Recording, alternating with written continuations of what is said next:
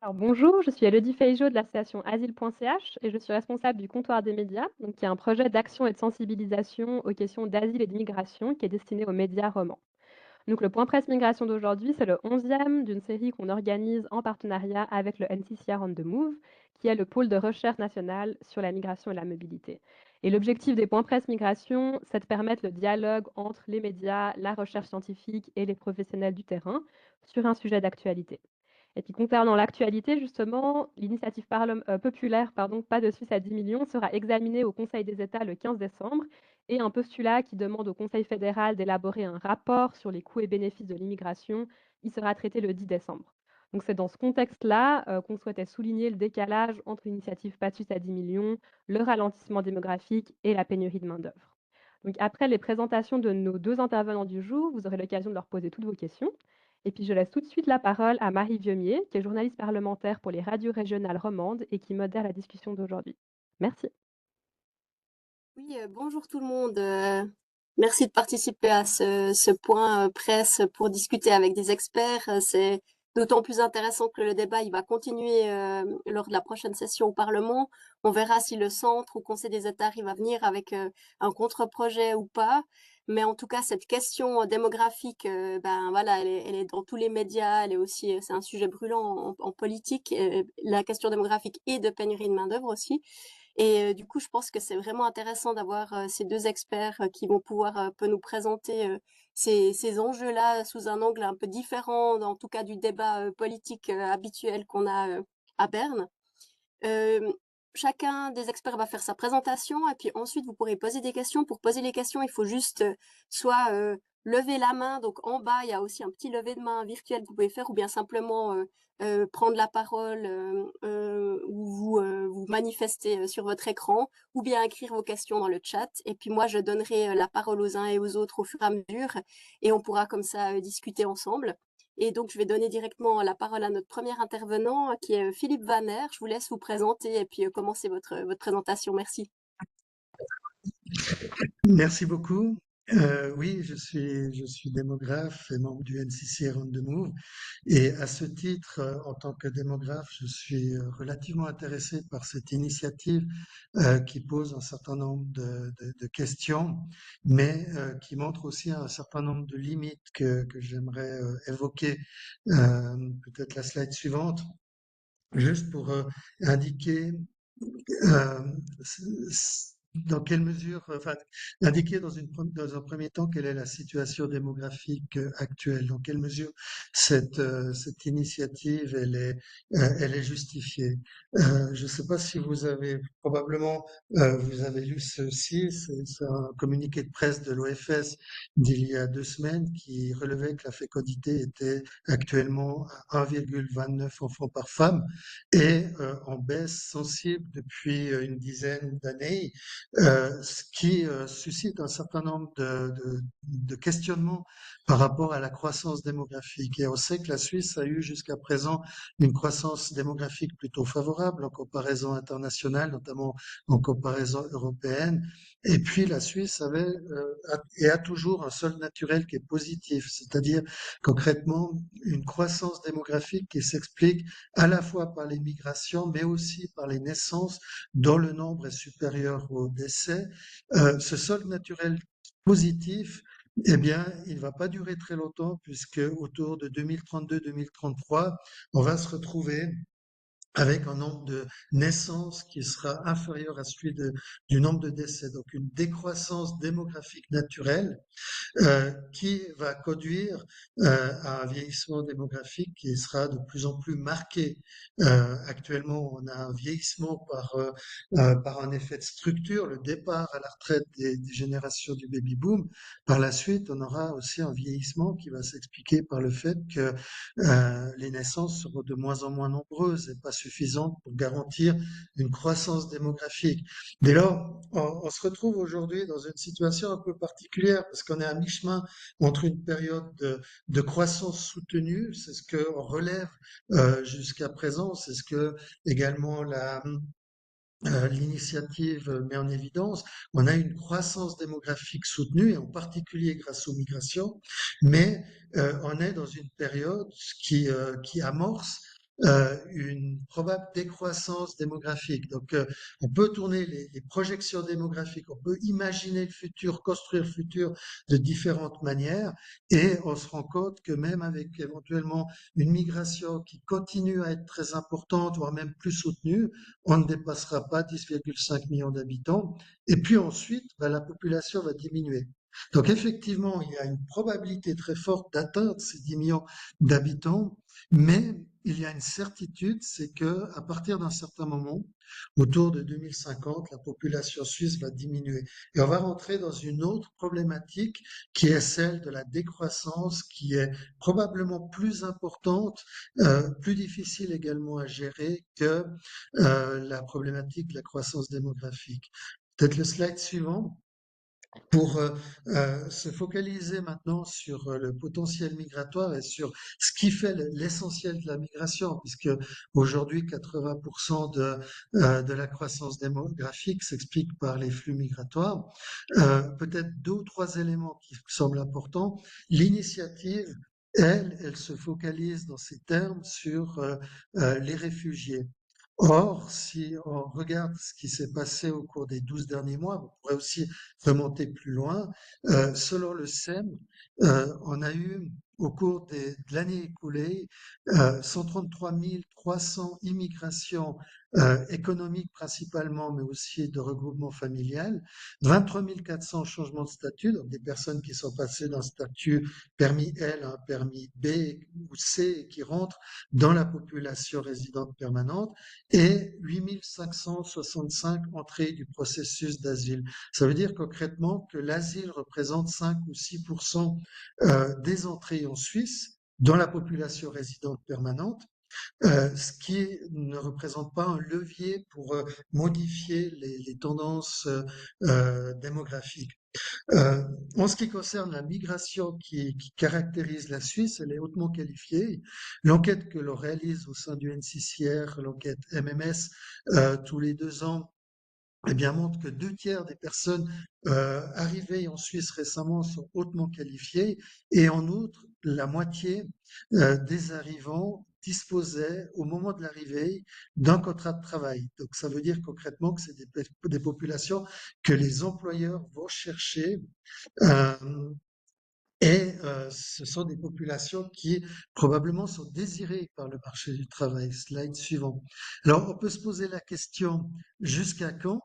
Parce que c'est l'autre questionnement qu'on peut avoir. On peut s'intéresser à ce qui se passe en Suisse, mais on peut aussi regarder ce qui se passe à l'étranger. Et là, on se rend compte que les différents pays fournisseurs de main-d'œuvre, je représente ici 4. On commence par l'Italie. Vous voyez comment la structure par âge de l'Italie se caractérise. L'Allemagne a aussi une structure par âge caractérisée par de relativement faibles effectifs de jeunes. Si on passe sur la slide suivante, on a d'autres exemples, mais bref, ce sera la même chose. La Pologne, qui est le 5e fournisseur de main-d'œuvre en Suisse, eh bien, se caractérise aussi par une pyramide des âges inversée. Le Portugal a relativement peu de jeunes également. Donc, la question qu'on peut se poser, c'est jusqu'à quand on arrivera à avoir des flux migratoires qui répondent aux besoins de l'économie.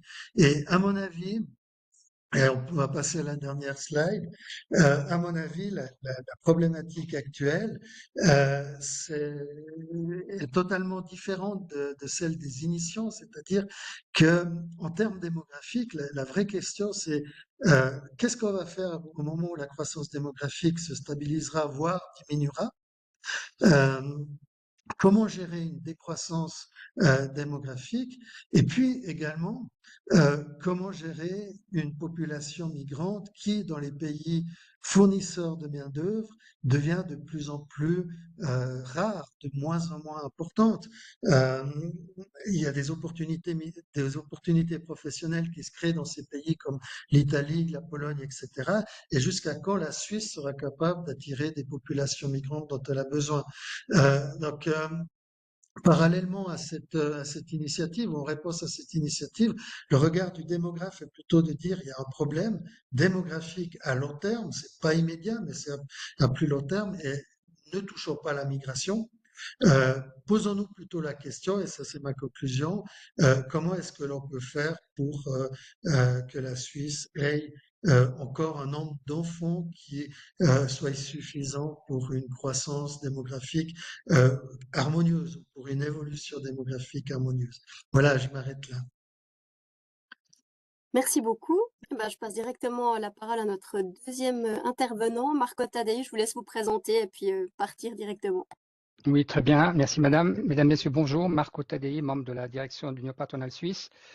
Alors, on m'a demandé de vous faire un petit exposé en quelques minutes. Le thème, vous l'avez sous les yeux. Donc, je vais poursuivre la réflexion de M. Vanet sur disons, le ralentissement démographique, mais dans la perspective, je vais mettre la focale plutôt dans la perspective de la pénurie de main-d'œuvre, en essayant de répondre à la question qui est posée, la Suisse peut-elle se passer de l'immigration? Voilà pour le menu. Slide suivant, peut-être en guise d'introduction, quelques éléments, on va dire, théoriques que vous connaissez, mais il vaut toujours la peine de les rappeler. Lorsqu'on parle de pénurie de main-d'œuvre, on est sur un marché, c'est le marché du travail, et tout simplement, on est en présence, vous voyez, d'une pénurie de personnel lorsque la demande dépasse l'offre. C'est très simple, donc il y a inadéquation entre offre et demande. Suivant. Et là, de manière intéressante, vous avez les facteurs, ça mériterait de long développement l'explication, mais vous avez du côté de la demande, vous avez la conjoncture au niveau des employeurs, tout dépend de la conjoncture, changement technologique, etc. Et puis au niveau de l'offre, ça c'est un peu décalé. Il y a deux variables importantes qui font l'objet de notre discussion aujourd'hui. La démographie, qui est véritablement la variable structurante, comme on verra, et puis les migrations. Donc c'est vraiment des éléments importants dans l'équation, deux variables majeures que sont la démographie et la migration. Slide suivant. Voilà, alors ça c'est peut-être le slide le plus important de ma présentation. Je m'inspire, plutôt la source, elle est l'Institut, le COF de Zurich, qui a présenté ce slide il y a quelques années. Je le prends systématiquement parce que je le trouve très parlant, et surtout aussi cet après-midi dans la discussion. Alors vous voyez deux courbes ici qui figure dans ce schéma. La courbe rouge indique le nombre de personnes qui quittent le marché du travail, donc les retraités. Une courbe qui, vous voyez, progressivement augmente. Et puis la courbe bleue est la courbe qui indique, elle, reflète peut-être le nombre de personnes, de jeunes qui entrent sur le marché du travail. Et vous voyez que ces deux courbes, et c'est la première information, se sont croisées. C'est une intersection qui est une première, une sorte de point de bascule, je dirais, de renversement historique en Suisse. C'était en 2018. Pour la première fois, on avait le même nombre de retraités que de jeunes qui entraient sur le marché du travail. Et depuis, et c'est ça l'information importante, les deux courbes s'éloignent. Chaque année, elles s'éloignent toujours plus. Donc, il y a un gap, un différentiel qui est lié bien sûr, à la démographie, au vieillissement de la population. Monsieur Vaner vient de le rappeler, on appelle ça le grand vieillissement, avec l'allongement de l'espérance de vie et un nombre accru de baby-boomers qui rejoignent l'âge de la retraite. Et puis, vous voyez que de plus en plus, les deux courbes s'éloignent. À peu près, ce sont nos estimations, quelques 20 000, 25 000 par an. C'est mécanique, c'est systématique. Et on aura, ça ne figure pas ici, mais c'est notre estimation, Union patronale suisse, on aura un différentiel, une sorte de pénurie liée uniquement à cette variable démographique de quelques 300 000 actifs à l'horizon 2035. Donc, dans 10 ans, c'est très simple à comprendre, il manquera, d'après l'estimation qui est la nôtre, uniquement en se basant sur l'évolution, sur la variable démographique, 300 000 actifs en Suisse. Mesdames et messieurs, c'est beaucoup, 300 000 sur une population active qui, comme vous le savez, compte quelques 5 millions d'actifs. Donc, c'est je dirais, un défi majeur pour l'économie. C'est une priorité absolue pour nous, Union patronale suisse. Slide suivant, peut-être pour être un peu plus concret, pour vous montrer de manière résumée, deux études qui viennent d'être présentées. Une, celle de l'Union suisse des professions libérales, il y a quelques semaines. Là, c'est plutôt des personnels très qualifiés. Vous voyez, l'étude montre que la pénurie des main-d'œuvre représente un peu la préoccupation majeure pour la grande majorité des professions libérales. Et puis, vous voyez, la dernière phase, c'est un phénomène, c'est l'enquête qui le montre, qui va prendre de l'ampleur à l'avenir, donc qui est destiné à durer. Ce n'est pas une parenthèse. Il n'y a pas une dimension conjoncturelle, mais c'est plutôt structurel. C'est ça que ça veut dire. Et la deuxième, qui est aussi très connue dans nos milieux, qui est celle de la Société suisse des entrepreneurs, un peu plus ancienne, mais qui montre que d'ici 2040, les maçons, c'est un exemple très concret, il manquera quelques, dans les secteurs actifs de la construction, la pénurie de main-d'œuvre devrait atteindre 16% du volume de travail. Donc, deux exemples concrets, à la fois, je dirais, main-d'œuvre qualifiée et moins qualifiée, qui confirment notre thèse, qui est celle de dire la pénurie de main-d'œuvre, elle est là aujourd'hui et puis elle est là pour rester et pour durer. Slide suivant. Voilà. Alors, on peut s'interroger sur les solutions. Là, vous avez la stratégie de l'Union patronale suisse que nous avions présentée il y a quelques années, qui s'articule en 8 points. Pour le dire simplement, il y a à notre avis 2 leviers sur lesquels on peut agir. Le premier levier est le levier, on va dire, national. Il faut essayer de faire en sorte à ce que là, les actifs indigènes nationaux, les femmes, les seniors, les jeunes, vous voyez aussi, il y a les personnes qui sont en situation de handicap ou les personnes qui souffrent de problèmes de santé, notamment psychiques, on en parle beaucoup ces temps-ci, soient mieux intégrées dans le marché du travail. Et on a toute une série de mesures, on va dire incitatives, je précise, qui permettraient de combler ce déficit de main-d'œuvre. Et puis, il y a la mesure 6. Alors ça, c'est très important. Et c'est le point aussi, peut-être le deuxième message fort qui est le mien aujourd'hui, c'est de dire que même si, ça serait théorique, on essayait de faire en sorte à ce que toutes les femmes qui sont à temps partiel travaillent à plein temps. Tous les jeunes rejoignent à plein temps le marché du travail. Tous les seniors qui sont au chômage, etc., on n'y arrivera jamais, et ça c'est mathématique, jamais à combler ce déficit, encore une fois, de 300 000. On arrivera peut-être à faire en sorte à compenser d'une certaine manière, mais la différence restera. Et donc, et c'est important, il faut, et c'est notre message fort, laisser la porte ouverte à l'immigration, et c'est la mesure 6 de notre plan d'action. Suivant, qui précise peut-être un peu plus mes propos. Là, vous avez vraiment la mesure avec un constat, c'est la situation d'EPA qui reflète ce que je viens de vous dire, bien qu'il faille mieux exploiter le potentiel domestique de personnel qualifié. Il semble évident que cela ne suffira pas à satisfaire aux besoins de personnel qualifié à l'avenir en Suisse. Nous, et c'est en gras, nous restons tributaires, c'est le mot, d'une immigration ciblée en provenance à la fois des pays de l'Union européenne et de l'ALE aussi, on oublie aussi l'ALE, ainsi que des États tiers, et donc une solution qui, et je pense, c'est le message fort, en tout cas des milieux patronaux, il faut maintenir ce marché du travail, c'est un des atouts de notre marché du travail qui explique aussi un taux de chômage qui est très bas. Un atout, c'est pas seulement la flexibilité du marché du travail, mais aussi l'ouverture, encore une fois, à la fois direction Union européenne, ALE et aussi pays tiers. Et puis, juste 2 slides pour peut-être conclure cette réflexion, des données que vous connaissez, suivant, excusez-moi. Voilà, alors là, ce sont les chiffres qui montrent que la dépendance en fait du marché suisse, marché du travail suisse par rapport aux étrangers. Sachez que d'après les statistiques, j'ai encore vérifié ce matin de l'OFS, 3/4 des travailleurs étrangers qui sont occupés chez nous proviennent de l'Union européenne, majoritairement l'Allemagne, ce sont les pays voisins, 17%. L'Allemagne, l'Italie 15% et la France 8%. Et puis vous voyez le trend depuis 1991. On était à 26% de travailleurs étrangers, on est aujourd'hui à 34%. Là, les bilatérales, la libre circulation des personnes est passée par là. Et vous voyez qu'aujourd'hui, 1 sur 3, un travailleur sur 3 est un travailleur étranger en Suisse. Slide suivant. Et voilà, et là, vous avez, c'est peut-être une question qui est souvent posée, par profession, je vous laisse regarder. Donc, ça varie très fortement. Celle-là, vous avez surtout des secteurs, je dirais, moins qualifiés, plutôt le secteur de la construction, de la restauration, qui sont très demandeurs de main-d'œuvre étrangère et dont on ne pourrait pas se passer tout simplement. Voilà le tableau à grands traits du marché du travail en Suisse en lien avec la pénurie de main-d'œuvre et peut-être encore quelques transparents pour vous donner quelques éléments d'information par rapport à l'initiative des 10 millions dans la perspective qui est la nôtre, donc Union patronale suisse. Alors voilà, l'initiative que vous connaissez, on ne va pas rappeler le contenu, slide suivant. Voilà, pour vous dire que, et c'est le problème de cette initiative, on peut longuement discuter sur le seuil de 10 millions arbitraire par arbitraire, ce n'est pas la question, mais en tout cas pour nous, le problème qui se pose, et vous l'avez dans cette première phase, et c'est dans le texte, c'est expressis verbis dans le texte, au cas où on devait franchir ce seuil, eh bien, les initiants demandent à ce qu'on résilie, on dénonce l'accord sur la libre circulation des personnes, et c'est un problème majeur par rapport aussi à tout ce que je viens de dire, ce qui aurait, vous voyez en bas, 3 conséquences négatives ou calamiteuses même pour notre économie. C'est tout d'abord mettre fin à la libre circulation des personnes, ô combien importante pour nous, qui est très importante pour l'économie et de manière générale pour la Suisse. Et ça serait, et c'est ça aussi un problème, il n'y a pas de plan B, il faut le dire ici, les initiants ne proposent aucun plan B. On sait très bien que si elles devaient être acceptées, on retrouvait le système ONI de nos milieux qui est celui des contingents. Elle met aussi, et c'est via la clause de guillotine que vous connaissez, ça mettrait en danger l'ensemble des accords bilatéraux, donc c'est tout l'édifice qui s'écroulerait. Et puis, on y arrive aussi, elle aggraverait la pénurie de main-d'œuvre.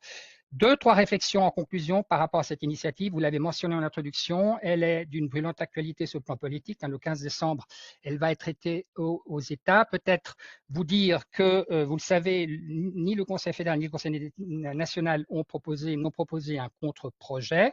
La question qui se pose le 15 décembre, entre autres, c'est de se prononcer sur l'initiative, mais aussi sur le contre-projet, oui ou non à un contre-projet. Vous savez qu'il y a probablement trois contre-projets de minorités qui ont été discutés en commission, mais ils n'ont pas recueilli une majorité. Ce que je peux vous dire par rapport à l'Union patronale suisse, c'est que nous nous opposons, vous le voyez, catégoriquement à cette initiative et que lorsqu'on parle de clauses de sauvegarde par rapport à cette initiative, en manière générale, nous considérons qu'il faut mettre en avant et mieux valoriser, et c'est les slides suivants, une clause de sauvegarde qui existe et qui est liée. Vous avez un schéma qui est d'ailleurs un schéma officiel du secrétariat d'État à l'économie. La clause de sauvegarde qui est liée au bilatéral 3, elle a été mise en consultation, vous le savez, pendant l'été. Nous la soutenons. Et là, elle a été obtenue de haute lutte par nos négociateurs. C'est un succès. Vous avez ici quelques éléments. De prime abord, ça paraît très compliqué, mais en réalité, cette clause, encore une fois, négociée avec l'Union européenne, elle permet à la Suisse de restreindre temporairement, il faut le souligner, la libre circulation des personnes si l'immigration en provenance de l'Union européenne et de l'ALE entraîne des difficultés sérieuses de nature ou d'ordre économique et social. Vous voyez qu'il y a un dispositif, une concrétisation est prévue avec notamment des indicateurs, avec des seuils, vous voyez. Et puis aussi, et c'est important, on est en Suisse, là, on a prévu bien sûr que l'éventuelle décision d'activer la clause ne se fait pas uniquement, ce n'est pas uniquement le Conseil fédéral qui l'activerait, mais il le ferait en collaboration avec les commissions parlementaires compétentes et les milieux des partenaires sociaux, c'est très important. Et puis en rose, tout en bas, vous voyez des mesures qui pourraient être prises au cas où où ces difficultés, encore une fois, se présenteraient. Donc ça, c'est la phase un peu suisse. Et puis, si, encore une fois, ces difficultés devaient s'avérer, alors le Conseil fédéral peut déposer une demande, c'est prévu, auprès du comité mixte, c'est le slide suivant. Il y a toute une procédure qui est prévue. Là aussi, très compliqué de prime abord, mais si vous prenez la peine de vous pencher là-dessus, c'est assez simple. Le comité, on a l'habitude de travailler dans le cadre du comité mixte qui peut prendre une position favorable ou pas favorable. Et si elle est favorable, là, la clause de sauvegarde entrera en vigueur. Elle pourrait d'ailleurs être prise au niveau fédéral, mais aussi au niveau cantonal ou sectoriel, par branche. Et puis, s'il devait y avoir un refus du comité mixte, c'est la grande nouveauté, on peut saisir là le tribunal arbitral, et là aussi qui devrait se pencher. Et au cas où il devrait y avoir une décision négative, la Suisse pourrait quand même appliquer cette clause de sauvegarde. Et donc c'est l'aspect peut-être fondamentalement positif de cette mesure, c'est qu'au fond, la Suisse pourrait engager cette clause de sauvegarde en lien avec la libre circulation des personnes avec l'Union européenne de manière tout à fait autonome. Et c'est le point important, c'est la grande différence avec ce qui existe déjà aujourd'hui. Les partenaires sociaux, les acteurs suisses concernés seraient impliqués. La mesure, elle est temporaire. Elle est aussi présente une certaine souplesse. Encore une fois, on pourrait l'appliquer à la fois sur le plan fédéral ou cantonal. Et dernier point, très important, on a prévu une procédure urgente. Si vous regardez les documents qui ont été mis en consultation, en quelques semaines, si les problèmes devaient se présenter, eh bien la Suisse pourrait appliquer cette clause assez rapidement. Voilà, mesdames, messieurs, en bref, la position de l'Union patronale suisse par rapport à la pénurie de main-d'œuvre et aussi à cette, initiative d'union et clause de sauvegarde. Merci. Merci beaucoup pour ces présentations. Maintenant, vous pouvez poser des questions. N'hésitez pas à faire un lever de main virtuel ou avec votre caméra si vous avez des questions à nos deux intervenants.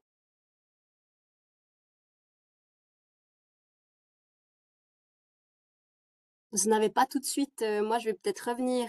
Aline Bassin a une question. Voilà, prenez la parole seulement. Oui, bonjour, est-ce que vous m'entendez? Oui. C'est tout bon? Ouais, je vais aussi mettre la vidéo. Merci beaucoup pour ces présentations très intéressantes. Moi, j'ai deux questions très différentes. La première a trait, non pas à l'immigration, mais du coup à l'encouragement, la stimulation de la natalité, puisque si je calcule bien, ça peut maintenant qu'on assure un certain renouvellement pour quand la pénurie risque d'être la plus élevée dans 20 ans, si j'ai plus ou moins bien compris, c'est un petit peu grossier mon calcul.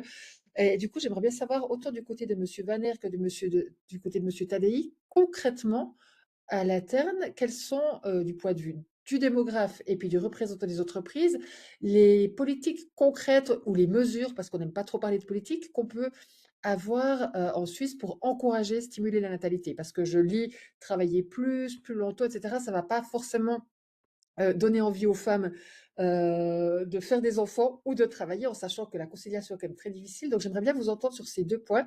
Et puis, j'ai une question subsidiaire qui a trait à l'entrepreneuriat. Moi, je cherche depuis longtemps des données, et peut-être que Monsieur Vaner, vous allez pouvoir m'aiguiller, aussi sur la contribution des étrangers à la création d'entreprises. Qu'on soit dans la construction ou dans les startups, on voit quand même beaucoup d'entreprises en I ou voire plus, parce qu'on sait que le profil de l'immigrant, souvent, il y a une prise de risque de l'action d'entreprendre. Et je voulais savoir si ces statistiques existaient quelque part. Voilà. Merci beaucoup. Je donne peut-être la parole à Philippe Vaner d'abord pour répondre aux 2 questions. Oui, merci beaucoup pour ces questions très intéressantes. Je commence peut-être par la deuxième. Il y a eu une étude qui a été faite, mais c'est au début des années 2000 ou fin des années 1990 sur le travail indépendant et la création d'entreprises en Suisse, qui était de Étienne Piguel, Immigration créatrice.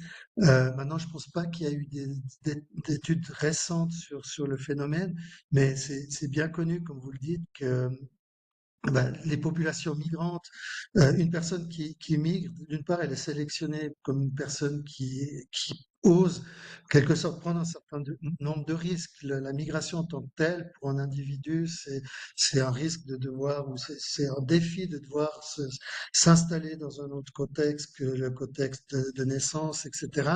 Et on observe effectivement que ce sont des personnes qui souvent sont créatrices d'entreprises, qui osent euh, par rapport à des natifs qui sont peut-être un petit peu plus timorés, qui se retrouvent plutôt dans un rail qui est un petit peu plus pardon, un petit peu plus sûr. Donc, les seules données que l'on a, en fait, ça porte sur le taux d'indépendants en fonction de la nationalité. Et puis, on voit effectivement que certaines nationalités se caractérisent par un travail indépendant assez marqué comparativement aux Suisses et aux Suisses. Pour la première question, on n'a pas vraiment de réponse à cela, mais c'est vrai que c'est un petit peu paradoxal euh, que le représentant de l'union patronale milite pour le retour des femmes au marché du travail, tandis que le démographe, lui, aimerait que les femmes fassent des enfants. Donc, c'est un peu contradictoire. Maintenant, je suis pas sûr que ça soit vraiment avec des politiques familiales qui soient dignes de ce nom. On peut donner aussi une comparaison internationale. En Suède, vous avez 42 semaines de congé maternité. En Suisse, en principe, c'est 16 semaines, et puis on a dû lutter pour les avoir. Donc, une politique familiale qui est digne de ce nom permet aux couples d'avoir le nombre d'enfants qu'ils désirent.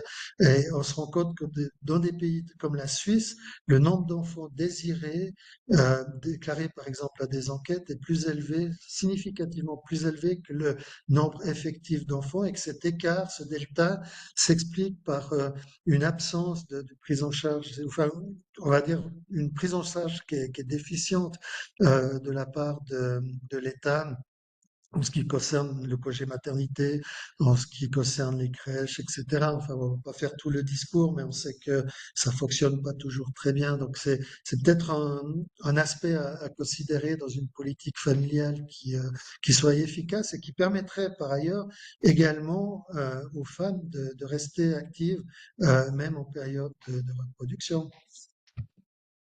Marco Taddei, je vous Oui, laisse donner oui, votre oui. vision. Alors, je veux dire on n'est pas contradictoire, mais complémentaire, Monsieur Vaner. On peut très bien Oui. inciter, je précise, on veut inciter les femmes à travailler davantage et puis en même temps avoir aussi plus d'enfants. Peut-être juste une donnée de départ qui est peut-être pas connue. On dit toujours que 60% des femmes travaillent à temps partiel, ça c'est bien connu, mais ce qu'on sait moins, c'est que quand on s'intéresse aux mères, aux familles avec des enfants, c'est 80% des mères qui travaillent moins de 50%. On est plus précis. Et là, nous considérons qu'il y a un potentiel. Encore une fois, des mesures incitatives pour que ces mères travaillent davantage. Très souvent, elles le souhaitent, par des mesures incitatives, et qu'elles passent peut-être à 60, 70, 80%, pas forcément à plein temps. Ça, c'est une première remarque. Alors maintenant, par rapport à la question de Mme Massin, en tout cas, en ce qui nous concerne, il y a deux axes, deux leviers. Le premier, il est politique, ça a été mentionné. c'est en discussion d'ailleurs à Berne, c'est bien sûr les crèches, hein, une incitation à avoir plus de crèches. Elles ne sont pas assez nombreuses, il en faut davantage, et puis surtout qu'elles soient moins chères. Hein. On connaît la barrière d'entrée avec ce coût prohibitif, donc des crèches. La voie, elle est là. Il faudra trouver un compromis, je pense, à Berne. Ça, c'est une des mesures politiques. La deuxième, elle est aussi d'actualité. On va se prononcer, je crois, l'année prochaine sur le plan fiscal. Hein. Il faut supprimer cette fameuse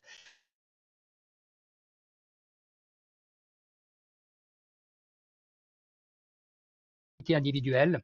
On verra si ça passera. On considère que cette mesure pourrait inciter les femmes à travailler davantage. Ça, c'est le volet, disons, la dimension, l'axe politique. Et puis, un axe aussi qui est le nôtre, hein, celui des entreprises, où on doit, en tout cas, c'est notre point de vue, essayer de trouver des solutions qui permettent aux parents, pas uniquement aux femmes, de mieux concilier vie professionnelle et vie familiale, notamment par une plus grande flexibilité ou flexibilisation des horaires de travail. Ça ne veut pas dire travailler plus, hein, mais travailler mieux en choisissant avec l'employeur de manière concertée quand, au fond, travailler et où. Hein, et c'est notamment l'idée d'avoir, par exemple, le télétravail, pousser le télétravail, excusez-moi, et puis trouver des solutions afin d'éviter que les femmes n'aient pas, ou les mères de famille n'aient pas à suivre des séances de direction à 7 heures du matin ou 19 heures le soir. Hein, c'est très concret.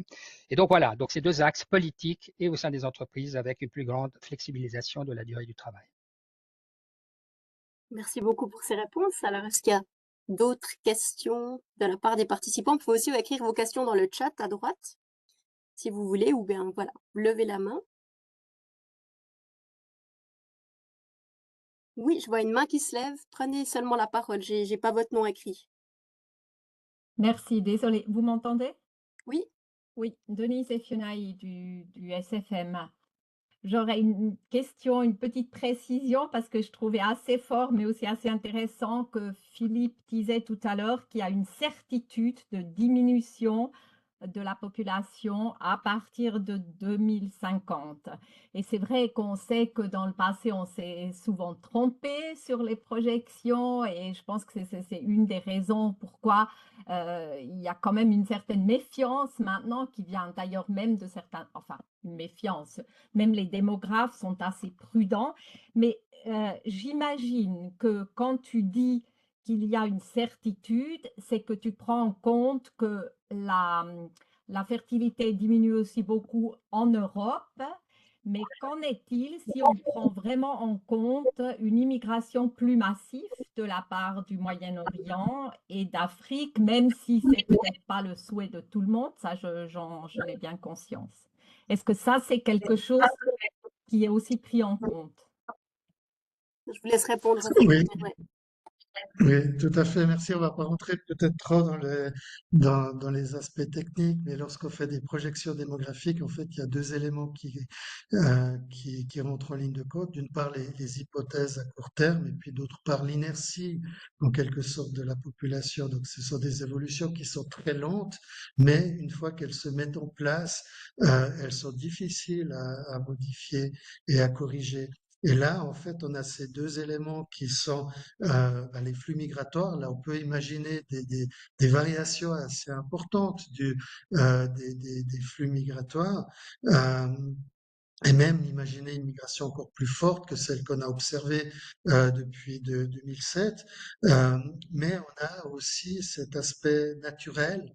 Et là, en quelque sorte, les mères de 2040, 2050, elles sont, enfin, en tout cas les mères de 2040, les pères et les mères de 2040 sont déjà nés. Donc concrètement, avec une fécondité qui est faible, on a moins d'enfants aujourd'hui, on aura moins d'enfants demain, en quelque sorte. Et cette inertie, elle est difficile à combler par la migration. Donc là, on est vraiment dans une tendance dure. Moi, je suis tout à fait d'accord que les projections démographiques, elles ont toujours été erronées. En 1990, on disait que la Suisse allait disparaître. En 1980, on pensait que on atteindrait 4 millions d'habitants en 2050. C'est pas le cas. Mais là, on part sur une base d'hypothèses qui sont quand même très optimistes avec des flux migratoires, un solde migratoire de plus 60 000, plus 70 000. Mais on n'arrivera pas à verser la tendance à la décroissance naturelle. Et c'est un petit peu ça qui m'incite à penser que d'ici 2050, 2055, on aura un retournement de tendance. Merci beaucoup. Je vois que Aline Bassin a une question. Ouais, alors je vais pas prendre trop de place hein, parce qu'il y a peut-être d'autres questions, mais très rapidement, puisque c'est quand même asile.ch, je m'en suis souvenu, qui organise le point. Ça m'intéresse aussi de savoir au niveau justement de la population de demandeurs d'asile. Donc on voyait effectivement que c'était assez minoritaire par rapport à l'immigration économique et puis au regroupement familial, mais on était, je dis de tête, je crois, sur 8 500, quelque chose comme ça l'an dernier. Est-ce que là, en matière d'accélération à l'intégration au marché du travail, enfin, on sait qu'on a pendant longtemps ces images où les réfugiés ne pouvaient pas travailler alors que certains voulaient travailler, etc. Est-ce que là, concrètement, il y a des mesures qui devraient être prises pour assurer une plus grande intégration au marché du travail, plus rapide et grande intégration au marché du travail? Alors, Marco Tadei, je vous donne peut-être la parole d'abord à vous. Est-ce que ça fait partie voilà, de la population que vous souhaitez aussi faire travailler davantage Oui, les personnes issues de l'asile? oui, alors effectivement, alors c'est peut-être par rapport aux chiffres hein, que j'ai présentés. Il y a un écho là, excusez-moi. C'est un peu minoritaire. Je peux donner peut-être l'exemple des permis S hein, que nous suivons de près. Nous avons d'ailleurs publié une étude déjà en 2022 qui montrait qu'il y a une volonté de la part des employeurs, hein, ils sont prêts. Ils sont prêts à jouer le jeu. Hein, c'est peut-être aussi une première chose, à jouer le jeu, d'engager des réfugiés en provenance d'Ukraine. Vous avez vu que récemment, il y a eu, et c'est une bonne chose, une simplification administrative hein, qui a été introduite. On n'a plus une obligation d'autorisation, mais une obligation d'annonce. Ça simplifie, ça accélère les procédures. Vous savez aussi que le Conseil fédéral a fixé un taux très, très ambitieux. Hein. Je crois que c'est maintenant, il a fixé à plus de 40-45% d'intégration professionnelle. On n'en est pas encore là. Ce que nous disons que nous sommes prêts à collaborer. Il y a comme toujours, et là peut-être encore plus, des barrières à l'entrée. Hein. Vous le savez, il y a le problème de la langue qui se pose. Des cours ont été mis sur place, mais ça prend du temps. Il y a souvent des problèmes de compétences qui sont aussi là et qui posent souvent des problèmes de reconnaissance des titres notamment. Et puis, il faut le dire, par rapport au statut S, par rapport aux employeurs que nous représentons, il y a le problème on va dire, de la prévisibilité. Hein. C'est important pour un employeur de pouvoir être sûr, hein, lorsqu'il engage quelqu'un, que cette personne va rester, que le jeu en vaut la chandelle, que ça vaut la peine peut-être de lui offrir aussi des cours de formation, etc., etc. Or, le statut S, comme vous le savez, est un statut qui est tourné vers le retour, hein, c'est sa nature même. Et là, on a un problème, hein, des gens qui sont plutôt réticents à engager des réfugiés parce qu'ils se disent à quoi bon, on ne sait pas très bien ce qui va se passer, hein, c'est les aléas, hélas, de ce conflit, et il se pourrait que cette personne que j'engage, elle partira dans quelques mois. Mais disons, pour répondre à la question, alors oui, c'est une préoccupation majeure, en particulier maintenant cette nouvelle catégorie de réfugiés.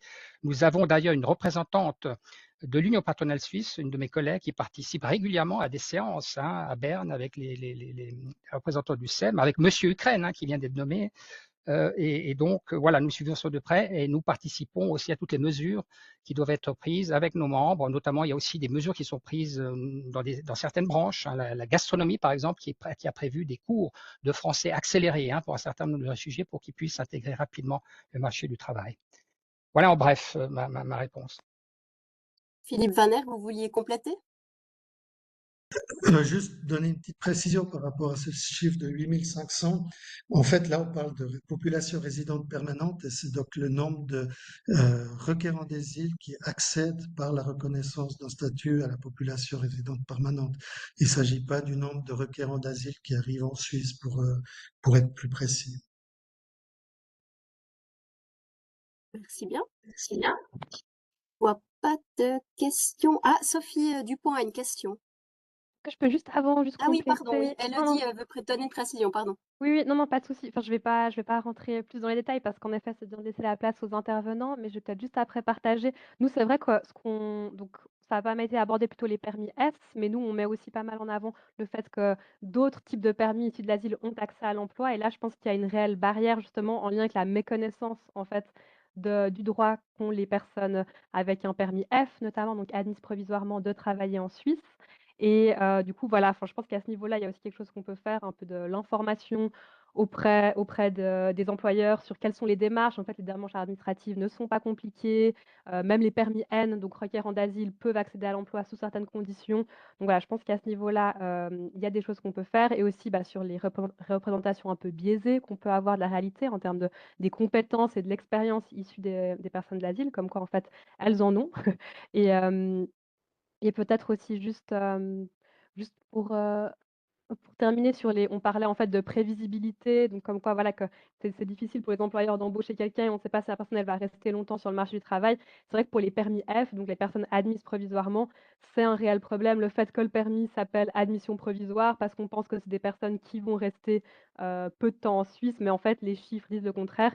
Je vais tout de suite chercher pour pouvoir peut-être après le chiffre exact, mais en fait les chiffres montrent qu'avec une admission provisoire, on a tendance à rester en Suisse, en fait, parce que quand on a une admission provisoire, c'est souvent qu'on fuit une guerre et les guerres de nos jours ont tendance à durer. Donc voilà, je voulais juste compléter à ce niveau-là. Merci. Merci beaucoup. Sophie Dupont, vous avez une question? Oui, bonjour. Vous m'entendez? Oui, très Ok, bien, oui. d'accord. Oui, merci pour les présentations. Moi, j'avais une question aussi pour rebondir sur cette question des permis S que j'adresse à Marco Tadei. Voilà, Elodie a tout à l'heure un peu complété, mais pour vous, justement, ces autres permis qui sont nombreux, qu'est-ce qui peut être fait pour qu'ils soient mieux intégrés, de la part des employeurs, pour qu'ils soient mieux intégrés sur le marché du travail? Marco Tadei, je vous laisse Oui, répondre. oui. Bon, encore une fois, hein, c'est par rapport à la situation initiale. Moi, j'ai suivi ça de près en 2022. Il y a pas mal qui a déjà été fait, il faut le reconnaître, hein. On a souvent tendance, c'est facile de critiquer les autorités. Je pense que le dispositif est en place, les personnes sont en place, il y a une collaboration et encore une fois, il faut le souligner, très suisse, hein. Encore une fois, on intègre les partenaires, dont les employés, aussi les syndicats, dans des groupes de travail. Et encore une fois, les barrières sont là, hein, elles sont d'ordre structurel. Encore une fois, la langue, les connaissances linguistiques, la reconnaissance des diplômes, elles sont là. Et donc, il faut trouver des solutions pour aller plus vite et pour faire en sorte à ce que ces personnes puissent intégrer. Mais encore une fois, il y a peut-être aussi, vous l'avez probablement vu, hein, si on regarde, il y a des différences on va dire, sectorielles. Là, on pourrait, nous, peut-être agir davantage auprès de la branche X ou Y, hein, où il s'avérait que l'intégration est plus faible. Et puis, de manière intéressante, vous avez constaté que c'est dans les cantons latins. Vous êtes de Genève. À Genève, vous avez vu qu'il y a un taux d'emploi, j'ai un article sous les yeux, 17%, alors que l'objectif est situé à 45%. Tessin aussi très bas, Neuchâtel très bas. Et donc là, nous sommes une fêtière, hein. Il faudrait voir avec les associations patronales économiques du canton, notamment la FER, la Chambre de commerce à Genève, pour qu'ils agissent, pour qu'ils sensibilisent. Il y a un rôle de sensibilisation, d'information, hein. Il y a beaucoup comme ça a été dit à juste titre, un déficit d'information, je crois, de manière générale, peut-être souvent des préjugés. Et là, il faut tourner ces préjugés à l'avantage des employeurs. Encore une fois, paradoxalement, dans un contexte de pénurie de main-d'œuvre, que ces personnes-là, souvent et très souvent, sont compétentes et sont prêtes à travailler.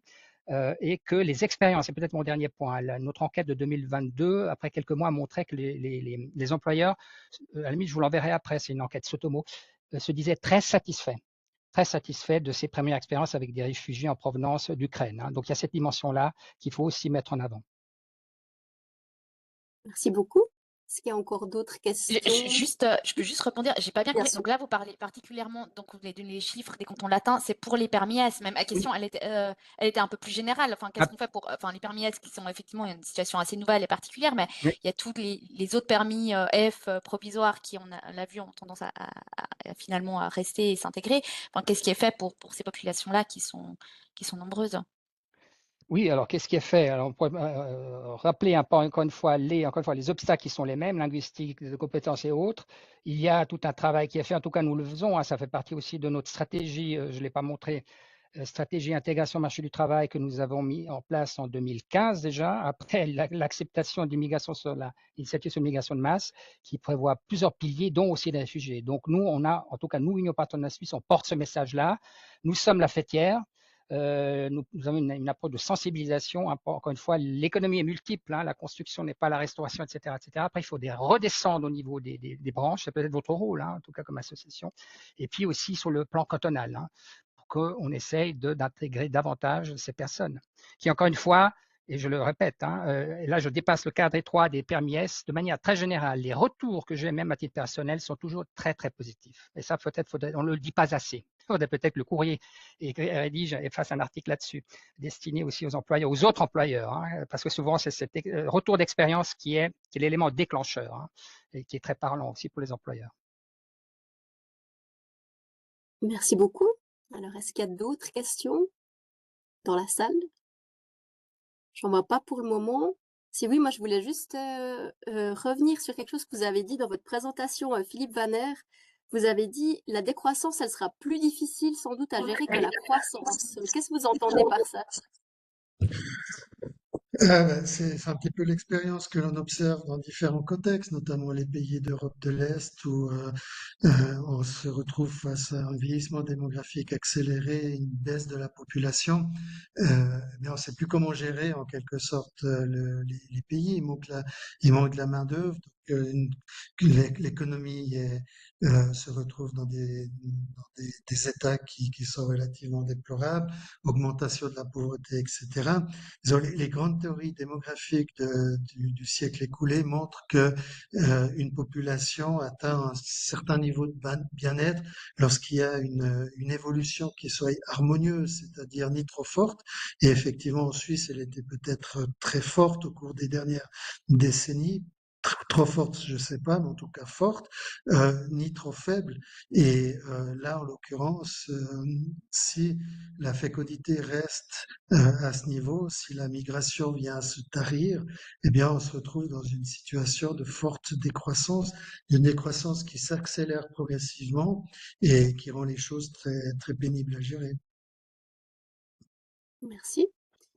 Si, Si je vous pouvez peux, toujours poser des questions, hein. Oui?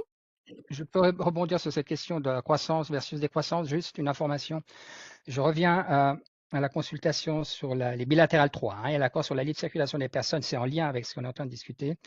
Et puis, sachez le Conseil fédéral a donné le mandat à Ecoplan de mener une enquête, une étude en fait, hein, sur les effets d'une éventuelle dénonciation des accords bilatéraux 1. Et puis, vous avez un certain nombre de chiffres, un PIB, etc., qui montrent que ça serait une perte sèche pour l'économie de X milliards. La Suisse subira des pertes de recettes estimées à 26 milliards, etc. C'est une perte par habitant de 2500 francs, etc., etc. Ce qui est très important, c'est que de souligner, et ça ressort de l'étude, que selon l'étude, près de 3/4 des conséquences négatives imputables à la suppression sont imputables à la suppression de la libre circulation des personnes. C'est dire l'importance. C'est vraiment le pilier, la pierre angulaire de l'édifice qui explique aussi la croissance, hein, la prospérité en Suisse, de manière générale depuis 2022. Elle repose sur cette ouverture du marché du travail. Je pense que c'est très important. Alors, je vous invite à voir cette étude, hein. Vous prenez les documents qui ont été mis en consultation, vous avez l'étude Ecoplan, qui, encore une fois, et c'est un message fort, hein, que nous portons, hein, de rappeler. Et aussi, il faudra le mettre en avant dans la perspective de la campagne, hein, qui s'annonce difficile en 2022.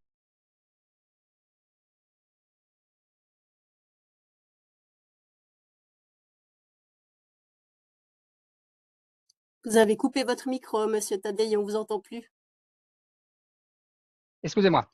Non, je disais l'importance de cette étude d'Ecoplan. Hein, je vous invite à la regarder. Vous êtes journaliste, peut-être porter ce message lorsque vous faites des articles sur l'initiative des 10 millions. Vous avez là une étude noir sur blanc qui montre les effets négatifs, hein, d'une éventuelle fin ou dénonciation de l'accord sur la libre circulation des personnes, donc en termes chiffrés.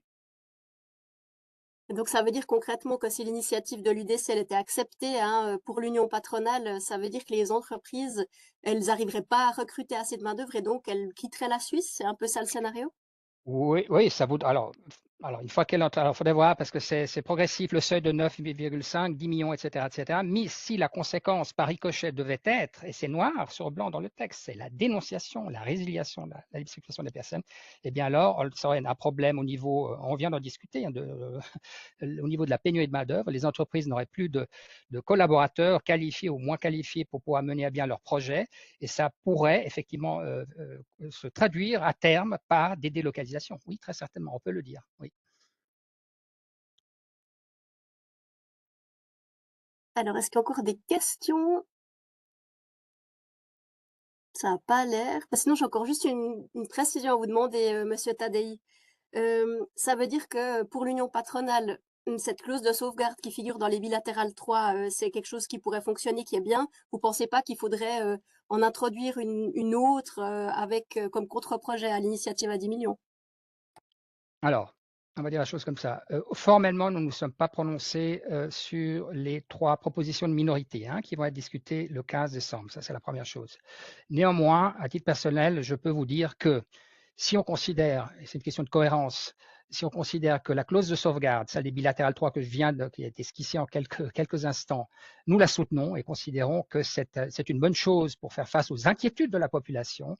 Elle est au fond nécessaire, mais aussi suffisante, c'est ça. Donc, il n'y a pas besoin d'une autre clause. Encore une fois, vous avez vu les discussions au Parlement aussi. Il n'y a pas de baguette magique, il n'y a pas de solution miracle.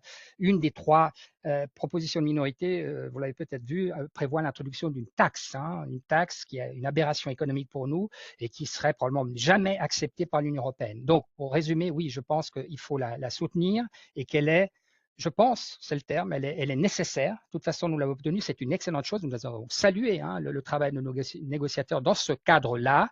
Et puis, je pense que si on a, ça c'est notre rôle de bien la mettre en évidence, elle est suffisante. En fait, elle pourrait aussi intervenir, et c'est d'ailleurs prévu par le texte, intervenir dans le cadre de la campagne de votation. Et puis aussi, comme au fond, contre-projet indirect par rapport à cette initiative. Merci bien. Et puis moi, je voulais peut-être juste encore donner la parole à Philippe Vaner. J'avais quand même une question. Vous dites, on voit, il y aura de moins en moins aussi de forces de travail dans les pays de l'Union européenne pour aussi venir en Suisse. Mais est-ce qu'on ne pourrait pas avoir plus d'immigration de pays tiers avec des pays qui ont encore une force de travail suffisante à l'avenir? Oui, concrètement, on pourrait. Après, c'est une question politique. Pour l'instant, on est encore dans un système qui privilégie les ressortissantes et ressortissants de l'Union européenne, mais c'est clair que la main-d'œuvre est disponible dans d'autres régions du monde, c'est clair. Oui. Mais ça reste des scénarios qui sont pas forcément difficiles à avoir sur une vision sur le très long terme. Tout à fait, ouais. Je pense que c'est un élément qui est relativement difficile, d'autant plus que euh, la Suisse a eu une migration de proximité, c'est quelque part une chance, c'est-à-dire que vous avez des Allemands qui viennent en Suisse allemande, des Français qui viennent en France, euh, en termes culturels, en termes également de connaissance des langues, c'est peut-être une situation qui est très privilégiée. Alors bien entendu, on peut imaginer d'autres flux migratoires beaucoup plus éloignés. Après, probablement que le coût de l'intégration est aussi un petit peu plus élevé. Merci bien.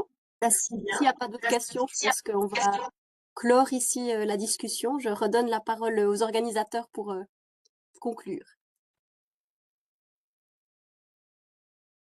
Oui, merci beaucoup à Marie, et aussi à Philippe Vaner et Marc Tadei, évidemment pour cette séance très informative et très importante. Au nom de asile.ch et du NCCR on the Move, je vous remercie beaucoup d'avoir assisté à ce point de presse. Si vous êtes intéressé à en savoir plus sur ce sujet, aussi sur d'autres sujets en lien avec l'asile et l'immigration, vous pouvez bien sûr contacter Vivre Ensemble ou le NCCR on the Move aux adresses que vous voyez affichées et que vous recevrez aussi, pour qu'on puisse vous diriger vers des expertes et des experts sur les sujets qui vous intéressent. Et vous avez aussi les contacts directement des intervenants d'aujourd'hui. L'enregistrement vidéo, comme a déjà mentionné Elodie, sera en ligne au plus tard demain matin et on vous enverra un email comme aussi a déjà dit Elodie avec les informations, les slides des présentations et le résumé. Et avec tout ça, je vous remercie encore une fois d'avoir passé cette heure avec nous et je vous souhaite une très belle journée à toutes et tous. Merci beaucoup.